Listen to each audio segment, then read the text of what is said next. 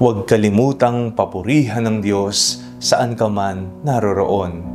Ako po si Father Fiel Pareha at ito po ang ating segment, ang Daily Devotion, na kung saan tayo po ay magdarasal, magbabasa at magninilay kasama ng salita ng Diyos sa buong taon. Manalangin tayo. Sa ngalan ng Ama, ng Anak at ng Espiritu Santo. Amen. Halina, banal na Espiritu, liwanagan mo ang aming puso at isip nang maunawaan at may sa buhay namin ang iyong salita. Amen. Our Bible passage for today is from the book of Psalms, chapter 19, verses 1 to 4, and I read it for you. The heavens are telling the glory of God, and the firmament proclaims His handiwork. Day to day pours forth speech, and night to night declares knowledge. There is no speech, nor are there words. Their voice is not heard. Yet their voice goes out through all the earth, and their words to the end of the world. Huwag huminto sa pagbibigay papuri sa Diyos. Ang ating buhay nawa ay maging isang buhay na patotoo, buhay na pagsamba sa ating Panginoon.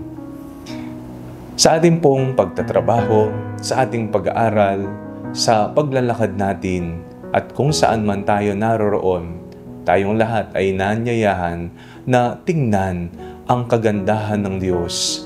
Tingnan ang ginawa ng Diyos, ang mga mabubuting gawa na nakatutulong sa atin. Sila ay nilikha para sa atin at inatasan tayo na alagaan ang kapaligiran natin. Tayo ay hindi nag-iisa sa mundo. Sa katunayan, tayo ay pinagkalooban ng isang misyon na humayo at magpakarami at alagaan ang sandaigdig, ang sangkinapal. Ngunit alam po natin ang nangyayari sa kasalukuyan. Kabi-kabilang pagwasak, kabi-kabila ang mga bagay na hindi magandang nangyayari sa ating kalikasan at sa inang sandaigdigan. Kaya ito nga ba ay isang mainam na papuri sa Diyos, ang pagwasak sa ipinagkaloob sa ating misyon na alagaan. Hindi papuri ito, kung hindi isa itong kalapastanganan sa Panginoon na gumawa ng mabuti para sa atin. Tayong lahat ay tinatawag upang maging tapat na katiwala ng ating daigdig. Sa ating pagiging tapat na katiwala, kahit sa mga maliliit na bagay lamang na ating ginagawa sa loob ng tahanan, sa pagsasaayos ng ating tirahan, ng ating kapaligiran, pagtatanim ng puno, pagsasaayos ng mga basurahan, at paglilinis ng mga ilog, ito ay mga mumunting paraan para pigilin ang pagkawasak ng ating mundo. Tayo rin ay binigyan ng makapropetang misyon. Atin pong tuligsain sino man ang mga tao na nagnanais na sirain at wakasan, papangitin ang mundong ating ginagalawan. Tayong lahat ay magkaisa.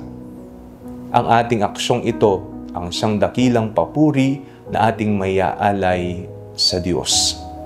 Manalangin tayo. Panginoong Hesus, patawarin po ninyo kami sa kalapastangan ng aming ginagawa sa pagsira sa mundong iyong ipinagkatiwala. Amen. Sa ngalan ng Ama, ng Anak at ng Espiritu Santo. Amen. Huwag po ninyong kalimutang i-like ang video ito, mag-comment po kayo, and share it with your family and friends. Ang Panalangin Bago Matulog ay may sariling Facebook page na po. Huwag niyo pong kakalimutang mag-like at mag-follow dito, and do not forget to subscribe to our YouTube channel. I-click niyo lamang po ang link na nasa description ng video ito, o kaya naman po just search Father Fiel Pareha. At kung nais niyo pong maging updated sa ating pagpapahayag, you can join our broadcast channel dito po sa ating Facebook page, o kaya naman po sa ating bulletin board sa TikTok app. God bless you po.